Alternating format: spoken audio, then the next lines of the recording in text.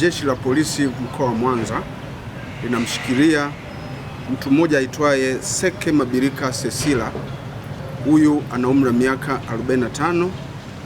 Kazi yake ni mkulima na mkazi wa kitongoji cha Tinda, kata ya Mwabanza, wilaya ya Magu, kwa tuhuma za mauaji ya mke wake ambaye anaitwa Rahel Samuel Mabina ambaye umri wake ni miaka 39, mkulima na mkazi wa kitongoji cha Tinda, kata ya Mwabanza, ambaye ameuawa kwa kushambuliwa kwa ngumi na mateke sehemu mbalimbali za mwili wake. Tukio hilo limetokea tarehe 15 mwezi wa kwanza mwaka 2026.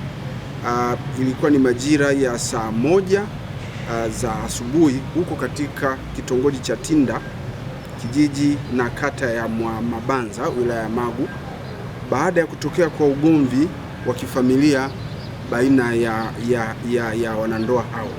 Ndipo mtuhumiwa alimshambulia mke wake, ambaye mke wake huyo alikuwa na ujauzito wa miezi miwili, kwa mateke na ngumi sehemu mbalimbali za mwili wake ikiwemo tumboni, hali iliyosababisha mwanamama huyo kupoteza nguvu na hatimaye kufariki dunia.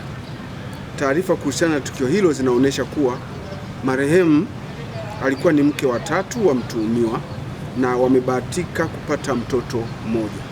Chanzo cha tukio hilo ni mgogoro wa kifamilia uliotokana na marehemu kudai fedha ya matumizi kwa mume wake huyo.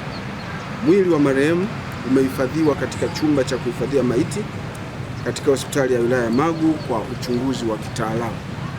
Mtuhumiwa anaendelea kuhojiwa na upelelezi utakapokuwa umekamilika atafikishwa mahakamani kwa kama ilivyo taratibu za kisheria. Jeshi la polisi katika mkoa wa Mwanza kuhusiana na tukio hilo linawaasa wananchi kujiepusha na vitendo vya ukatili wa kijinsia.